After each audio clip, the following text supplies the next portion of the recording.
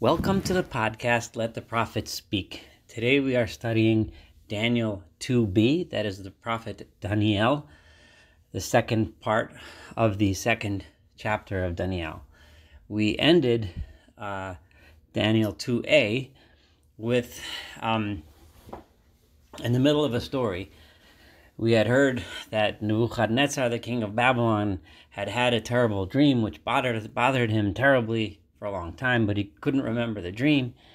He brought together all of his magicians and sorcerers and soothsayers and necromancers and whatever else, and they all could not tell him what his dream was. They said repeatedly, if you tell us the dream, we can interpret it, but we can't tell you what the dream was. And Nebuchadnezzar was enraged. He decreed death upon them all. And them all was all the wise men and advisors, which included Daniel and his three friends, Hanani, Mishael, and Azariah.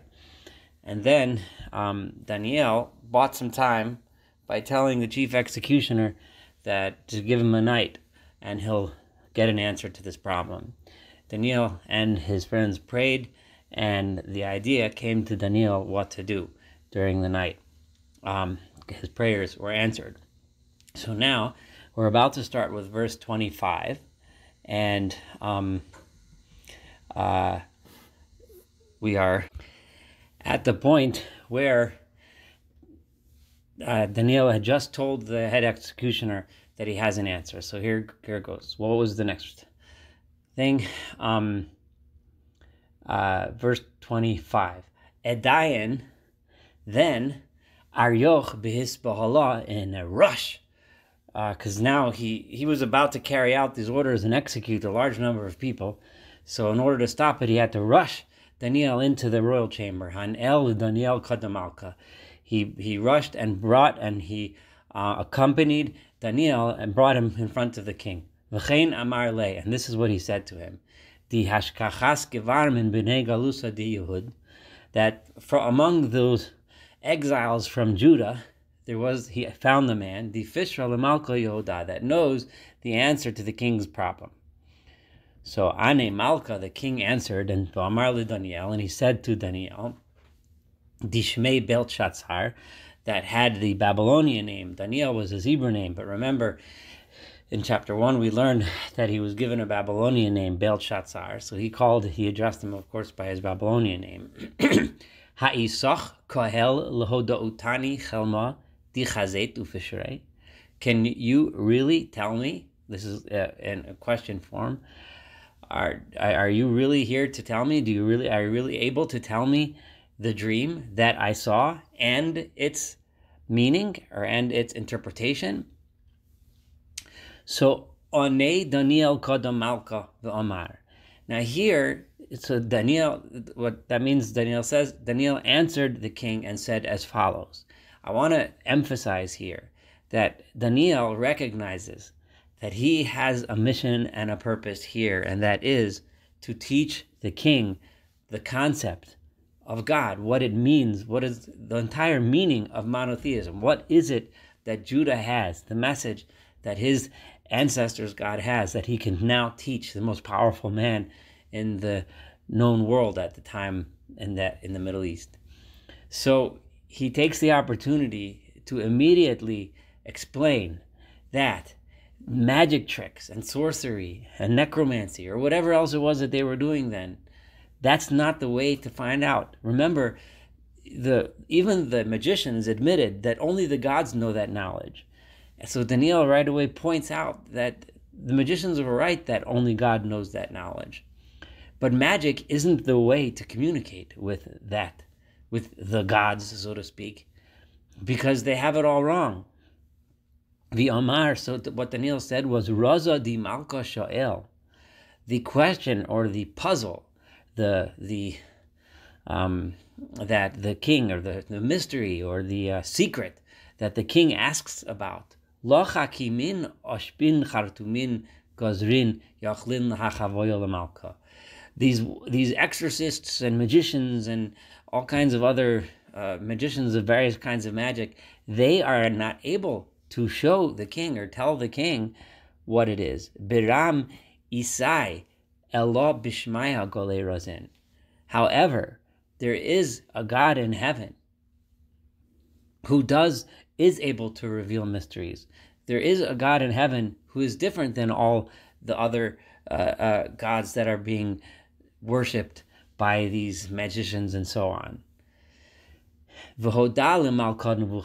And this king has been, this God has told the king Nebuchadnezzar, he has let the king Nebuchadnezzar know what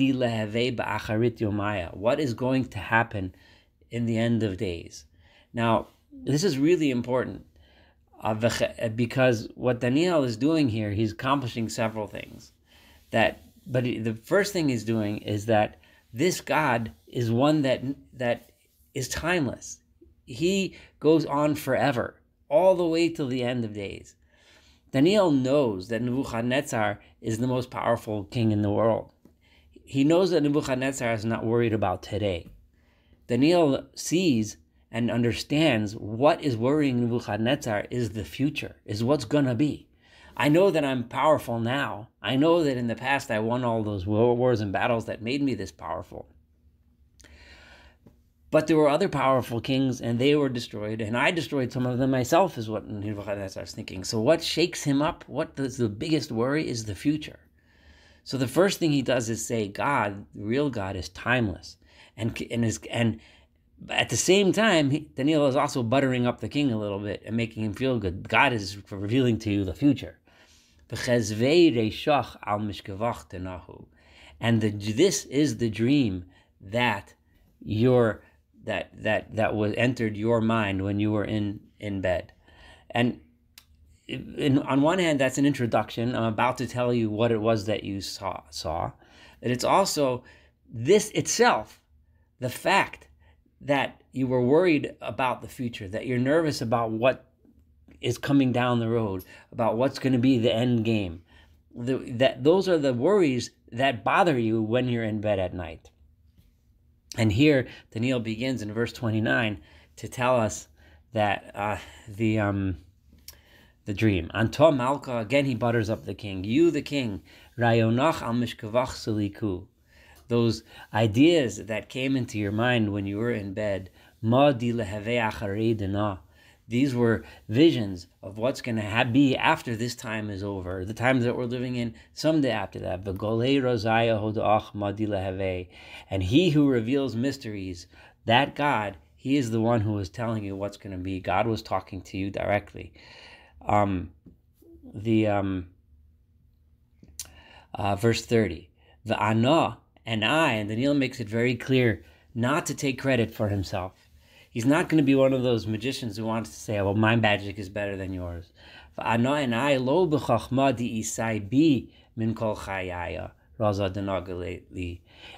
I speak not because I have some great wisdom over everyone else, and therefore I can somehow reveal secrets. But the reason why I know it, and the reason why God revealed it to me, is in order to explain to you, in order to let you know what the dream was and what the dream meant. So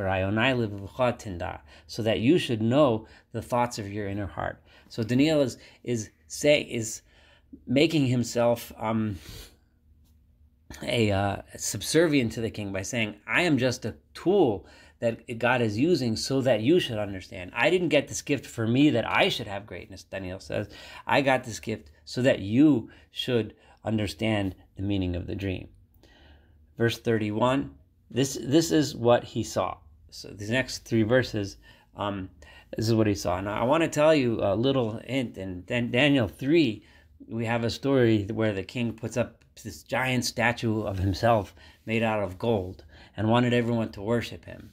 So this image of a statue of gold as being something that the king himself thinks of himself as like the most wealthy and most amazing, most powerful thing is the image that the king has in mind is a statue of gold. So Daniel understands this, and therefore he gives him the following dream: Anto Malka Jose Havaysa Va'alut Selem Chad Sagi. You, the king, you were watching the dream, you were observing the dream, and as you were observing the dream, there appeared there arose this giant statue. Tzalma dikein rav v'zivei yatir kaim lekavlach. It was a huge statue which was extremely bright and shiny, and it stood before you. And it was awesome in the literal sense of the word. It made you shake with awe. It was so big and so beautiful and so shiny and so bright. Verse 32, Hu tzalma reishei dahav tov. This statue had a head that was made out of perfect, beautiful, pure gold. Chadohi udra'ohi dichsaf. But the chest and the arms were made of silver. And me'ohi v'yarchosei di nechash, and its belly and thighs were made out of bronze. Shakohi, this is verse 33, its legs di farzel were made out of iron. Raglohi minhein di farzel, and its feet were a mix of iron and clay. Uminehein di chasaf. Minhein di farzel, part of the feet was iron, minhein di chasaf, and part of it was clay. So the feet were a mix of iron and clay. So this is what you saw. This was the vision that you saw. And while you were looking and observing this amazing, huge, awesome, awe-inspiring statue made out of these various materials, chazei havayeta, right? You also saw ad di his gezeret even di lo vidayin, that somewhere else in this picture, in this dream, a stone became hewn out of the side of a cliff, presumably, or out of a quarry, but not by hand. There was no human being. The stone just hewed itself out of the quarry. Umechot litzamar agloi, and the stone presumably flew and was thrown by some force that you didn't see, and it slammed against the legs. The legs or the feet that were made out of a mix of iron and clay. V'hadekatimon, and it crushed the feet. And of course, once the feet get crushed, Beidayan, immediately the entire structure collapsed like a house of cards. Doku kachada, parzala, chaspa, nachasha, kaspa, vedava, all of the other materials, the iron, the clay, the bronze, the silver, the gold, all collapsed and got crushed. V'havoku urmin idre kayet, and it became like the crushed chaff that's at the bottom of the threshing floor after the grain is threshed in the summertime. Unisa himon rucha, and a wind carried it off, just like the wind carries away the chaff and blows away the straw. The wind just blew away everything. B'chol atar lo hishtakach lahon, and there wasn't any place, you couldn't find a trace of this entire giant statue. V'avnodi mechat l'tzalma, and the stone which had smashed this statue, Havot letur rav umelot kalara, became this giant mountain which filled the entire earth. Denoch helma ufishrei, this is the dream. Denoch helma, this is the dream. Ufishrei neimar kadamalka, and now I'm going to tell you the meaning of this dream. So, as we read through this, we're going to see that how perceptive Daniel was as to the worries of Nebuchadnezzar, understanding how Nebuchadnezzar sees the world and how he is nervous about the world, and also what he should learn, what Nebuchadnezzar should learn from this vision, and understand and know that and once he learns that message, he won't have to be worried and nervous anymore, because he'll understand what his role is, which is to worship and be humble before the one and only God. So verse 37, Anta Malka Melech Machaya, you are the king of kings. This is this phrase, sometimes this is a reference to God, but here it's a human reference to the fact that he was an overlord over many other kings that he had conquered. Di Allah di Shemaya, but you are such a powerful king that the God of heaven, the true God, Malchuta Chisna v'tokva v'kara yahavlach. He has given you, the God of heaven has given you so much. He He has given you power and strength and so much glory and wonder and wealth. Uv'chol di doirin b'nei enasha chevat b'ra v'ov shmaya yahav bidach. And he has given you men that you rule over, and beasts, and the birds of the sky he put under your power. V'hashlitoch b'cholon. And he made you ruler over it all. Antahu, that's what you are. Reisha di dahava. You are the head of gold. You are the powerful head of gold. So the king now sees himself, the image, okay, I could see I'm the head of gold. That's wonderful, that's powerful, that's beautiful, that's wealth, that's glory. The emphasis on wealth and glory demonstrated by gold. However, other metals are stronger than gold. After you, there will be another kingdom that will come. It won't be as glorious as yours or as wealthy as yours, but it's going to conquer you. Umalchut Lisa, and then after that there's going to be another. In other words, that's why that one's going to be silver. So it won't be as glorious as Babylon, but it's still going to take over after you.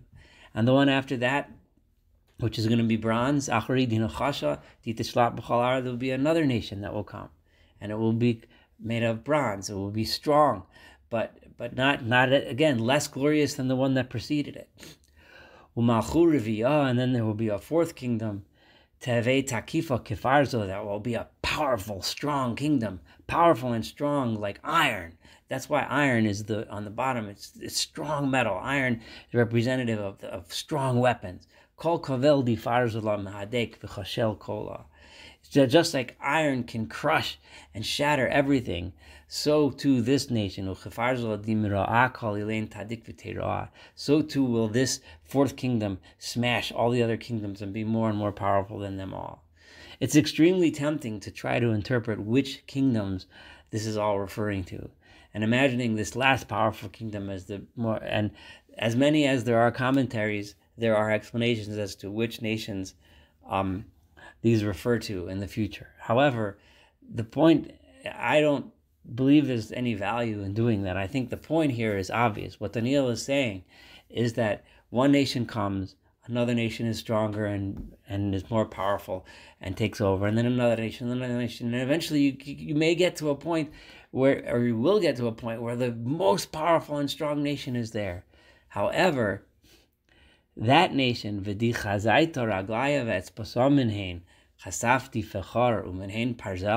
fact that the feet all the way at the bottom were a mix of clay and iron, that was the strongest kingdom. It was the one of iron.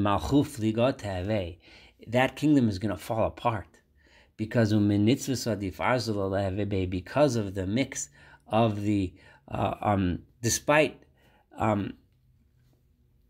the bits of iron that are mixed in there. Kol kavedi chazaisa parzola. No, even though there was iron in that mix, arav b'chasaftina, there's also mud in there. And what is that? Vetz ba'asraglaya, minhein parzel and minhein chasaf. And the toes, which were also a mix of part iron and part clay, min kitzas malchusa teve takifa, minei teve tevira. Part of the kingdom will be strong because there will be some power and might to it, but there's also weakness to it. Now, there's a lot of commentaries that explain what this weakness is. I believe that the point that Daniel is trying to make is that the weakness is that there's humanity in it. Humanity believing in itself, not being under the dominion of God and being humble before God, will always have some mud and will never be strong enough to last forever. Daniel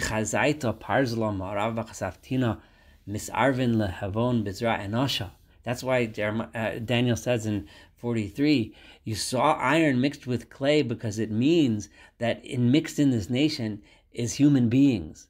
Now, there's various ways of interpreting this. I'm interpreting this as very simple as what it says. It's because it was human. The clay represents the humanity that will always have flaws. And they will never be able to construct the perfect empire that will last forever. And they can't mix one with the other. A perfect society and human beings without God will never work. In the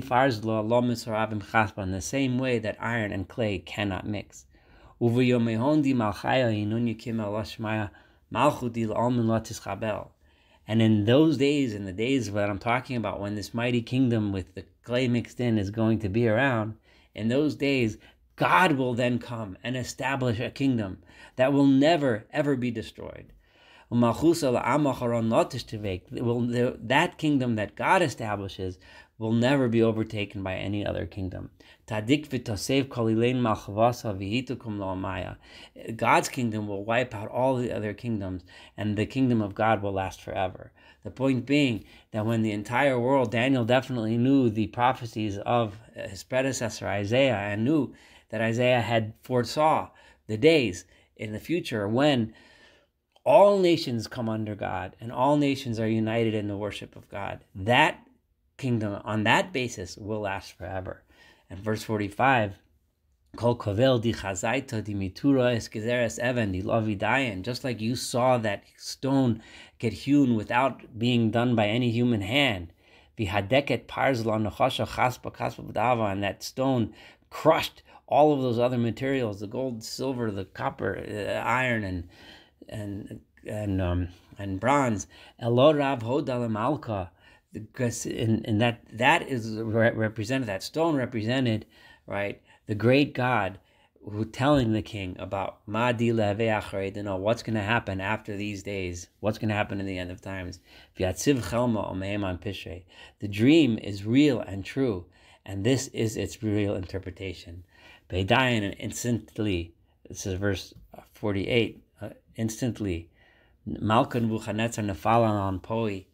The king Nebuchadnezzar fell on his face with Daniel Sagir, and he bowed to Daniel. And he offered him food and offerings of pourings of oil in honor of Daniel.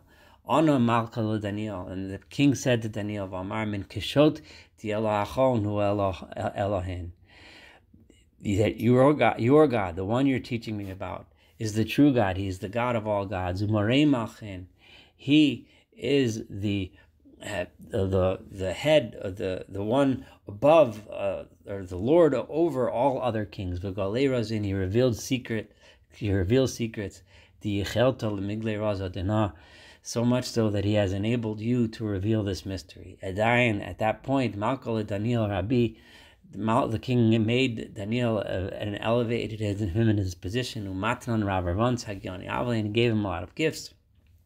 And he made him a secondary ruler under the king over the entire country of Babylon.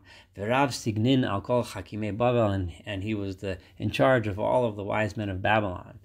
The parallels between, I didn't mention this yet, but I should have, the parallels between Daniel and Joseph's story are deliberate, and we've seen many. I haven't pointed them out as much as I probably should have, but I just can't leave this story without mentioning that.